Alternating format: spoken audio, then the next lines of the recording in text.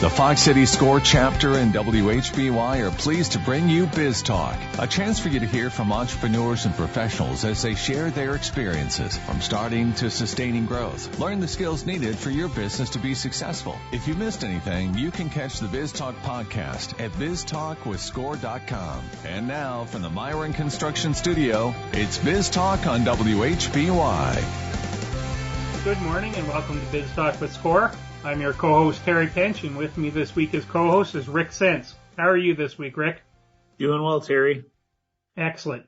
So this week we have a guest from Winneconne. She started up a business doing very well, and great to welcome Cortny Leopold to the show. Cortny, how are you? Good. How are you guys? Perfect. All right, Cortny. Your business is Red's Boutique and Market in Winneconne. Before we get to Red's Boutique, tell us about yourself, because I think people are going to find this especially interesting. Who are you? Why did you start this business? So, I'm actually from a small town called Shiocton. It's about 40 minutes away from Winneconne. And in high school, I started to work for a small business in New London, actually. So it was small boutique. She had one location, needed someone to help out on weekends. So I helped her out, and more and more started to help out more and more. And she showed me some of the ropes, and we went to buying shows together, and then she was doing amazing. So she actually ended up, opening a second location and asked me to come on full time. So as I was working full time with her, I was going to school for accounting. I went to Fox Valley Tech, so I have my associate's degree in accounting, and kind of went through all of that and was figuring out who I was as a person too. And so when I graduated, I decided that I wanted to kind of explore that career path, and I ended up not enjoying it. I am not a person to sit behind a desk all day. I loved being at market. I loved interacting with people. I loved, the thought process behind it, and I loved the business part behind a store and things like that. So that's kind of how Reds came along. I was in an accounting role and wasn't enjoying it. And the gal that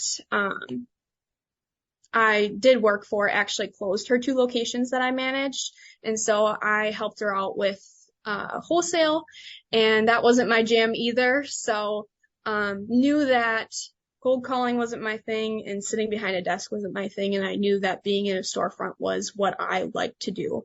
So that's kind of how this came along. Okay. So first of all, tell us about Red's Boutique and Market. What does it sell? How does it work? What are you doing there?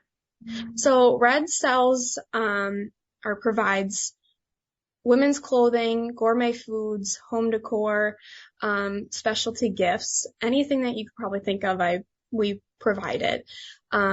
We provide trendy women's clothing. We hope and try to bring in local USA-made, women-owned businesses into our store to provide to the community.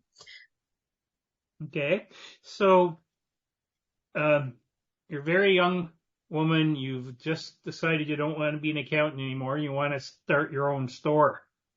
How did you go about doing it?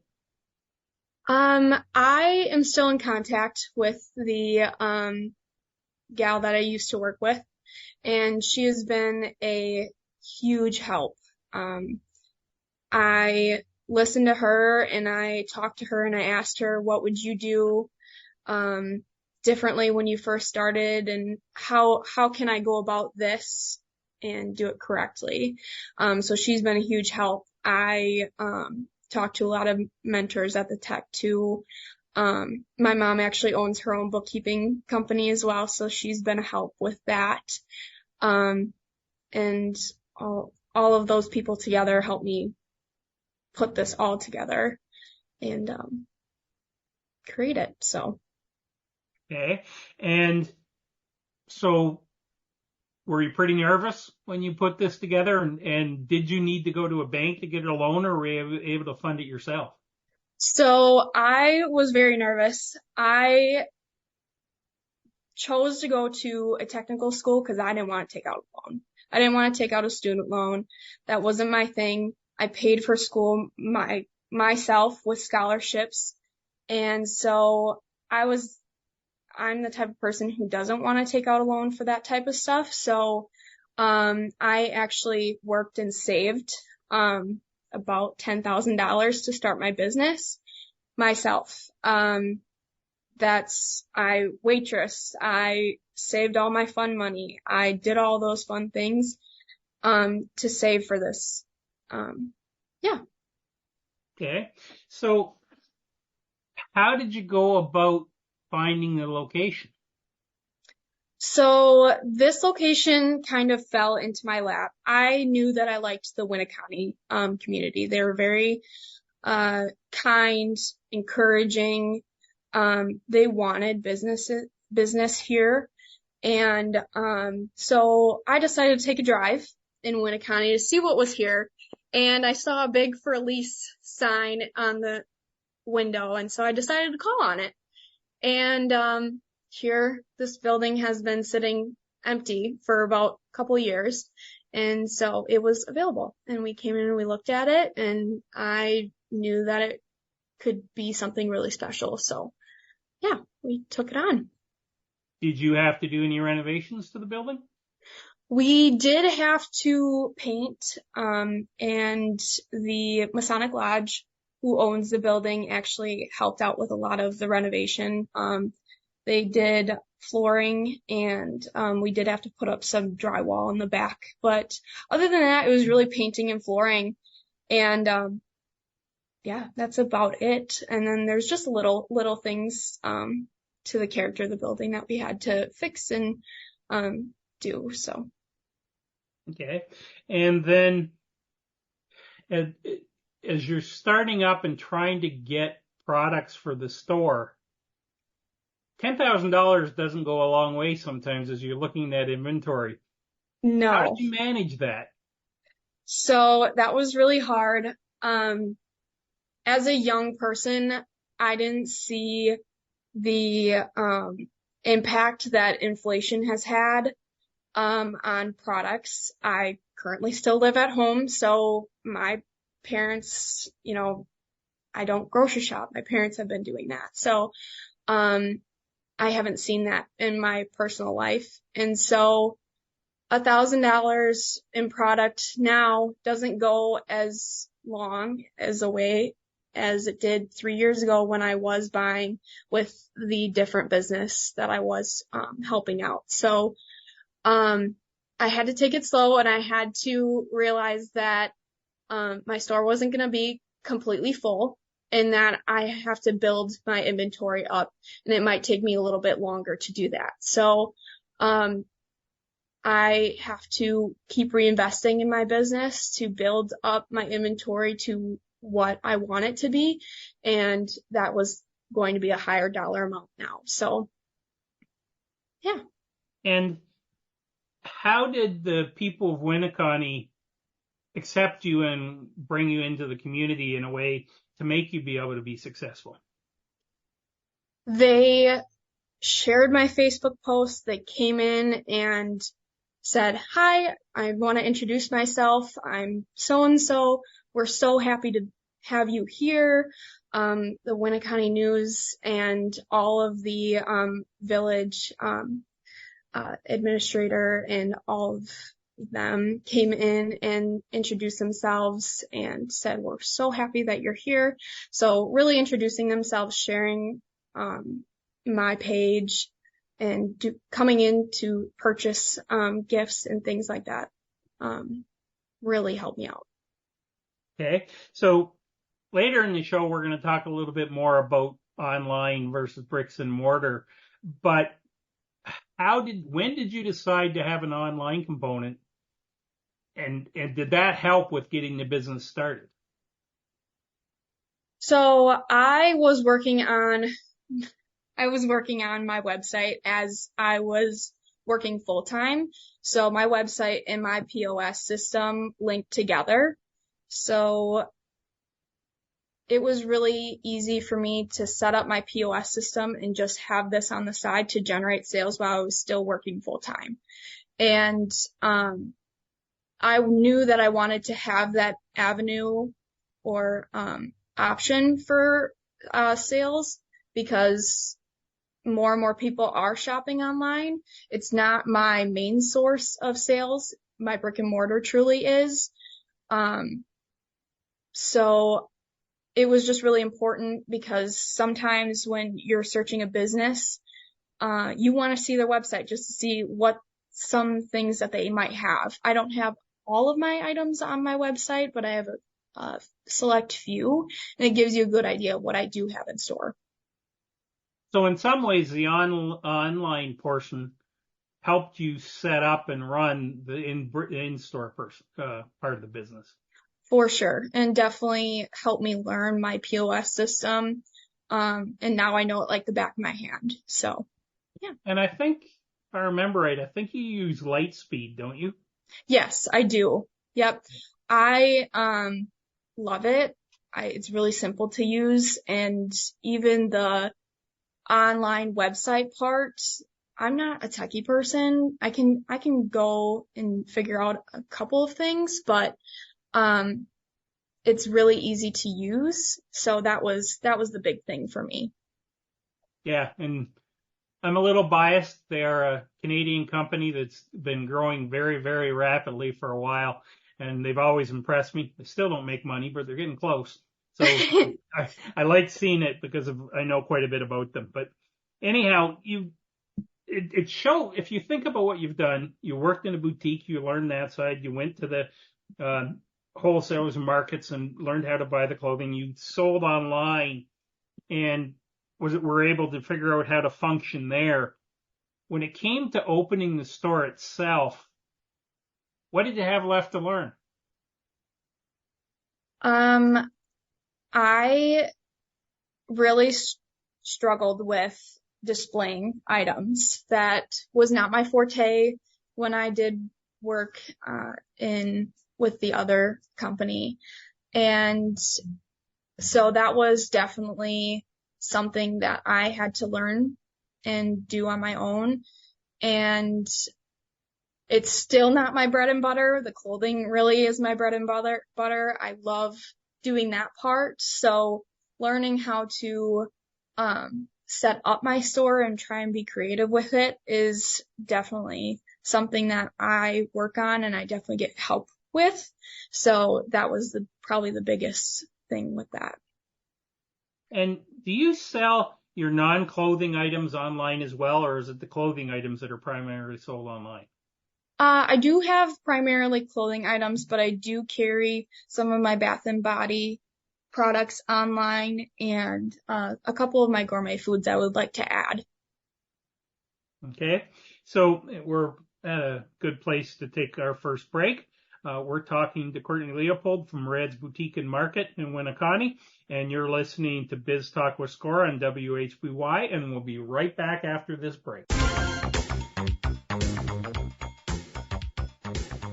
Good morning, and thank you for joining us on Biz Talk with Score on WHBY. I'm Rick Sense, along with co-host Terry Pinch today, and with us is our guest, Cortny Leopold.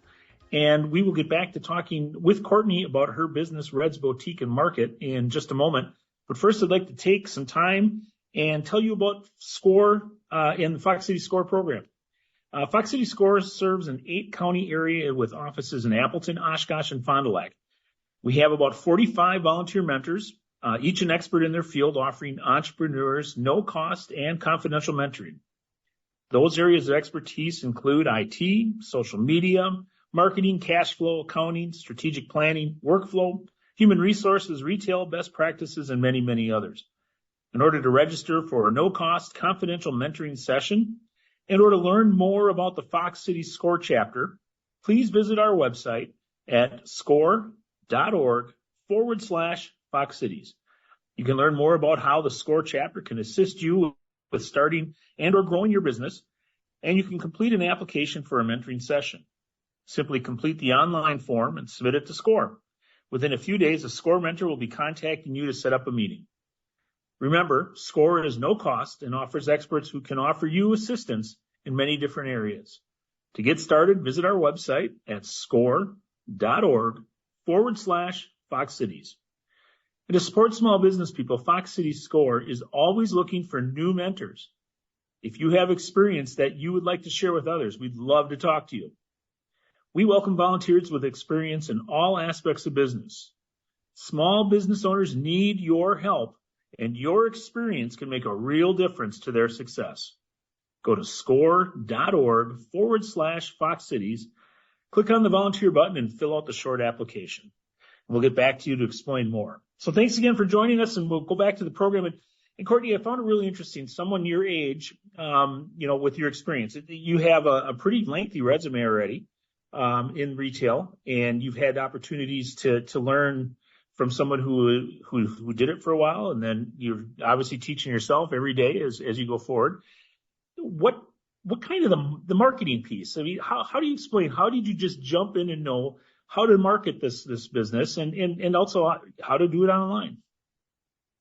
I was actually doing marketing also with the company that I was with. So I knew that there was an importance with it. We saw that if we didn't post that day, our sales were down, and things like that. I've also used the Boutique Hub, which is a really great source, for boutique owners, whether you're brick and mortar or online. They have some really good, kind of tools and things that kind of taught me how to use and what's the benefit of doing certain platforms and things like that. And my customer base is a little bit older than what I am, so probably around 28 to 65. So most people are using Facebook in that generation, or not in that age range. So that's why I do a lot on Facebook. That's kind of, once again, that's one of my bread and butter things. I really like that. And I've been venturing into Instagram and TikTok. I've been learning how to do TikTok. I'm not the best at it, but I do try. So that's all that matters. Okay. So, yeah. Yeah. And you also have gourmet food, which I find really an interesting kind of juxtaposition of clothing and gourmet food. Can you maybe tell the listeners a little bit about why gourmet food and what brought that to the table and what you decided to do here? I am a total foodie. I love snacks. If you ever see me, I'm always snacking on something. And so when I was helping out with the wholesale part, I discovered Stonewall Kitchens, which is a brand based out of Maine. It was started by two brothers with their grandma's blueberry jams, and they were selling that at farmers markets. It had a really great story behind it, and really great products too. So I knew that I wanted to have that, and it's a really great giftable item too. So I discovered that line, and I kept discovering other different really cool and fun things to have at like Packer parties and things like that. So I knew that was an avenue that I wanted to go down. And what would you say the most popular food item is that you sell? Probably my bacon queso, or we have different types of salsas and things like that. Like we have a pickle salsa and all those fun and different flavors that people have been really enjoying. Yeah. And as you did this marketing work, your website's really well done. How do you tie the website into the social media and the other support or marketing support that you put out there? So whenever I post some things, for example, if I post a dress that I have on my website, I always link it in my Facebook post or whatever posts that I'm posting, just to try and drive that traffic there. and putting together collections as well. For example, if you go on my website, you'll see that I have like a vacation collection. So putting those things together and pre-thinking for people, is a really easy way to plan out my marketing strategies. For example, right now people are going on vacation in the spring. So that's why I did a vacation collection. And, so other things like that just really help me out with my marketing plan as well. Okay. And do you sometimes use the online part of the business to test out products that you haven't brought into the store yet? I have not done that yet. I would love to though.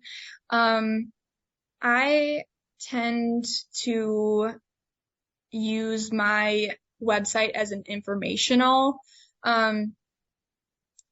tool, and I have a lot of customers who actually winter in a different state. So a lot of people were like, hey, I just need this one thing. Can I buy it from you? And so I put it on my website quick and I send them the link and I'm like, here, you can purchase it right here.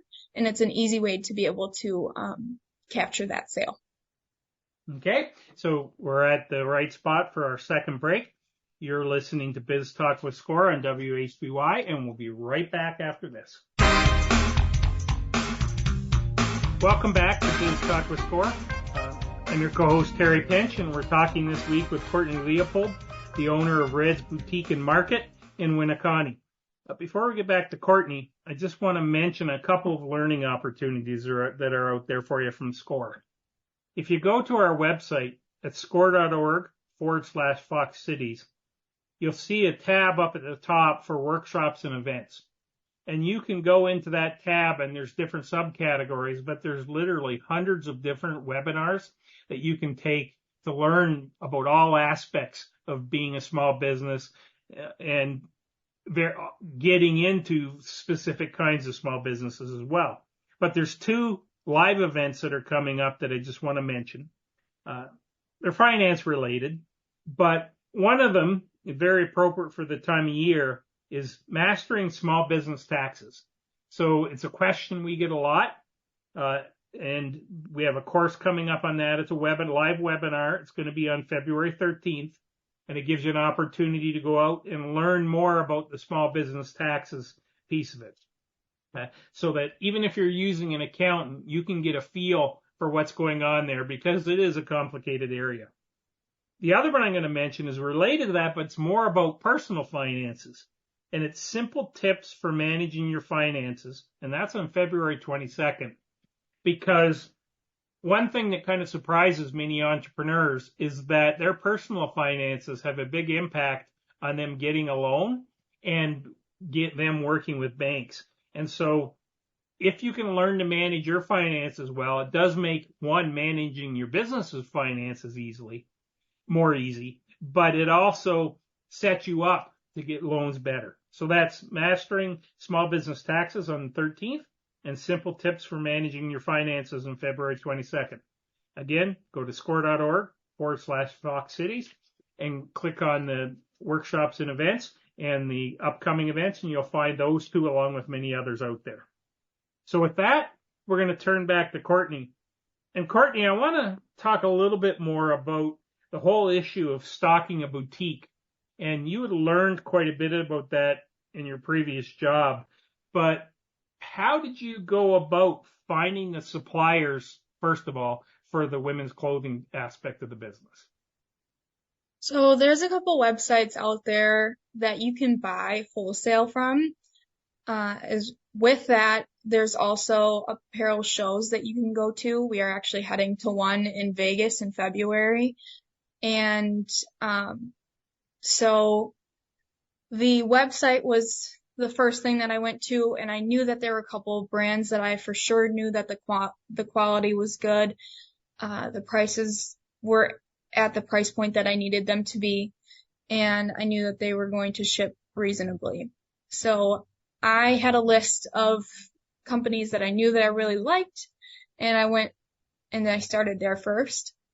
And then actually, when I opened, I went out to Vegas again for an apparel show, and I pre-ordered at that show. So when you go to a show or when you're purchasing clothing, they usually come in packs. So you usually get 6 shirts and you get 2 small, 2 medium, 2 large. So most companies do it that way. Otherwise, sometimes, very rarely, they will do an open pack, which means that you can pick your sizes, and that is preferred sometimes for me so that I can pick and choose what sizes that my customers need. My customers are ranging from size medium to 2XL. So the smalls and the 3XLs are really hard for me to sell.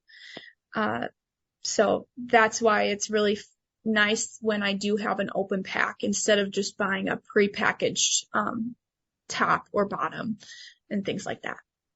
Okay, so when you go to the shows, is that a better way to build relationships with the suppliers and get more of the things you need, or does it work just as well going through the wholesalers online? I prefer to touch and feel product. I don't like digging through the websites. Some things on there I'm just not looking for or not what people in the Midwest are wearing.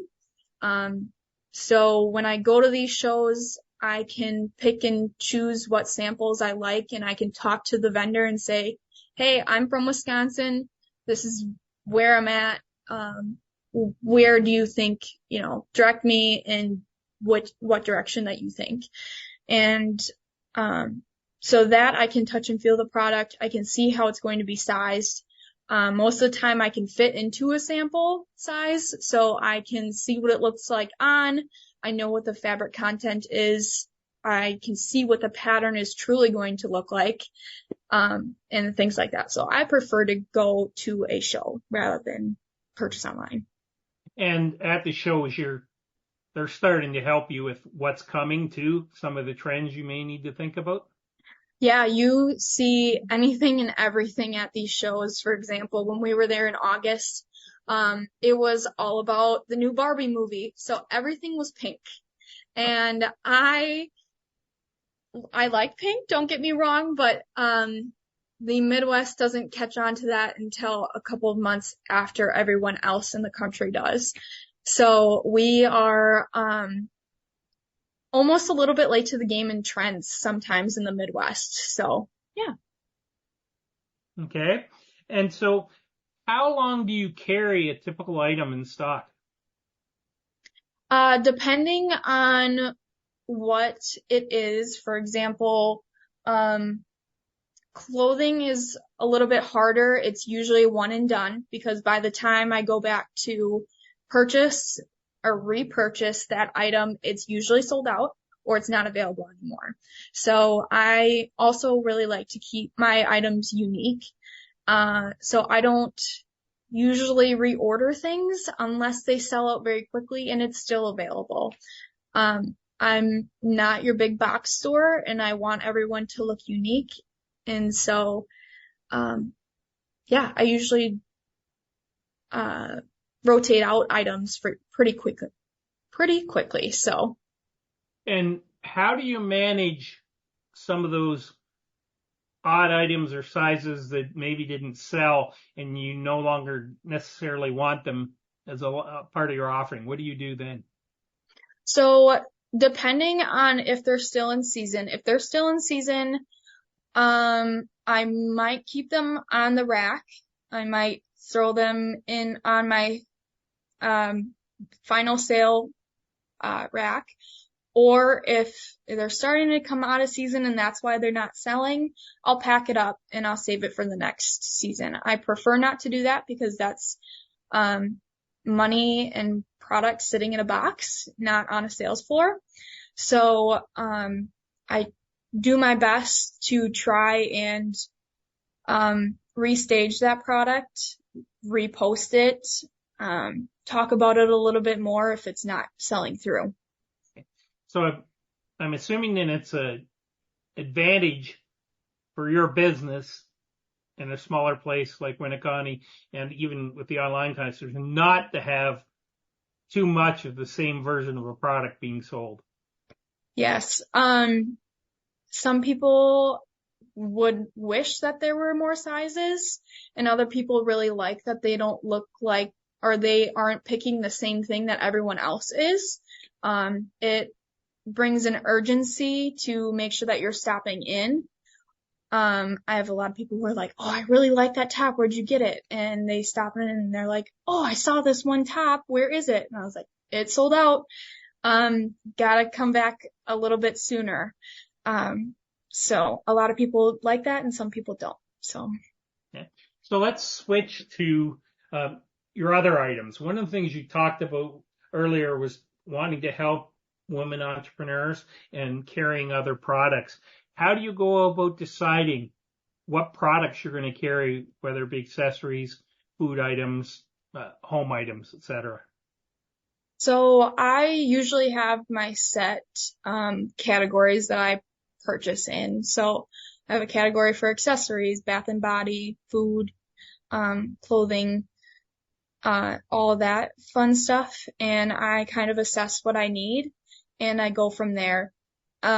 If a company is reaching out to me and they're based out of a different country and I have another company that's USA based, women owned, I'm most likely going to pick the USA based company.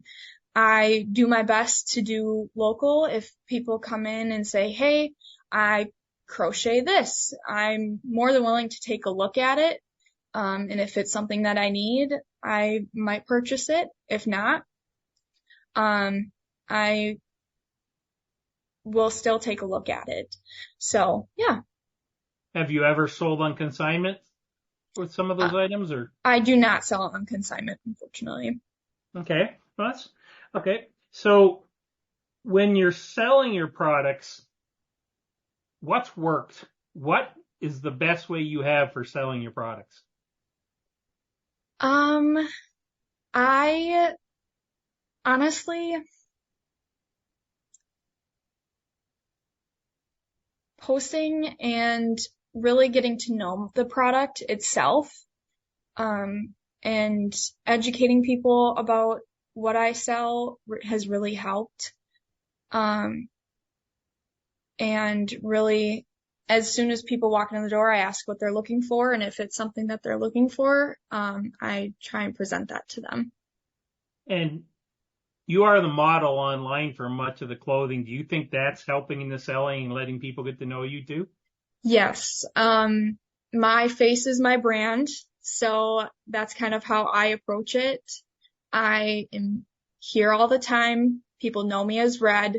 My face, is the model. And sometimes you might see my mom, who looks a lot like me, on there too. So, that is a huge advantage point for me.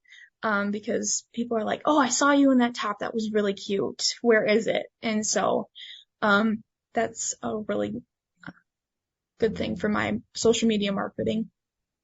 Was it hard for you to do? Some days it's harder than others. Just because some days I feel like I look great in everything. And then the next I'm like, man, nothing's looking that great right now. And on those days I need to take a break and come back to it and do something else. So, yeah. Okay. So we talked offline between the segments. One of the things we talked a little bit about was managing your business, and you're a relatively new startup and you're moving forward a little bit. Talk a little bit about employees and what you do today and where you're thinking about for the future with that. So currently I actually coach high school basketball. So I have a couple of helpers that help me out so that I can take some time to go and do that and spend some time with those girls. Eventually I want to have kids and get married and, do all those fun things. So I think eventually in the future I would have a couple of employees to help me out to be able to do those other things and those aspects of my life too. So again, who manages your online business? Who does the shipping and packing? I touch everything. I manage all of the website things. I, touch and feel all of the products that I bring in. Anything you see, I've touched it, tried it, or, tagged it or done something with it. So this is definitely not what we talked about before. It's definitely not an 8-hour, a day job. So. Okay. So as you look at that and you think about what this business has turned out to be over since you started it up last year, is it what you expected? I think so. Yeah, it's definitely something if you asked me a year and a half ago that not something that I thought I would be in.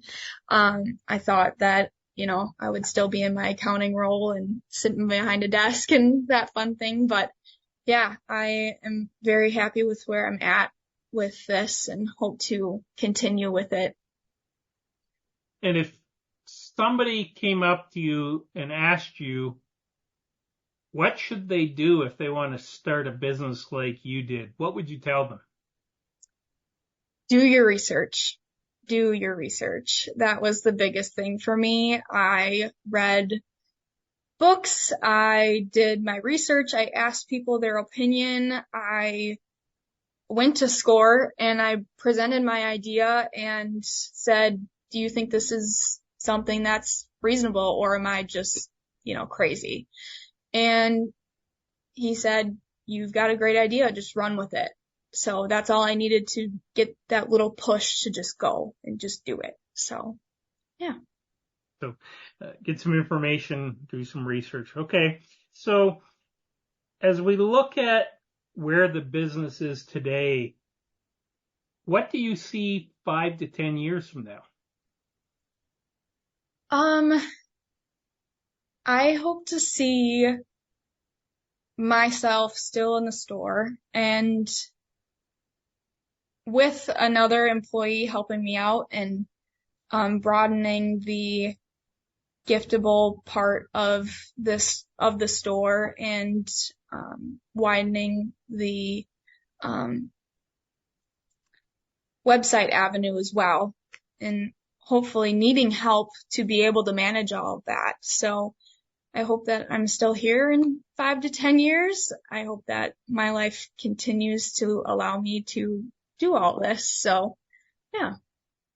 Could you ever see opening another location, or given your experience, is that more than you'd want to take on right now? Personally, more than one location is more than what I currently want to take on. It's a lot, and I knew that one location, that was my original vision, was one location, one man show. I know eventually that might not be the direction that I might want to go, but as of right now, I think I would stick with the one location.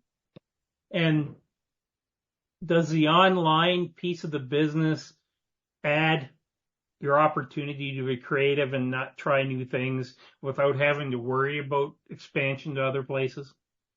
Yes, so I could eventually treat my website as a second location as well, so that could be a second quote unquote storefront.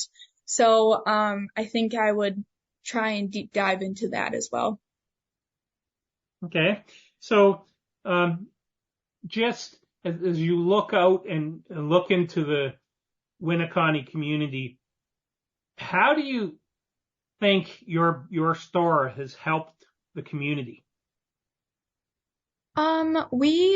I've talked to other businesses and stores downtown Winneconne. We've really tried to bring attention and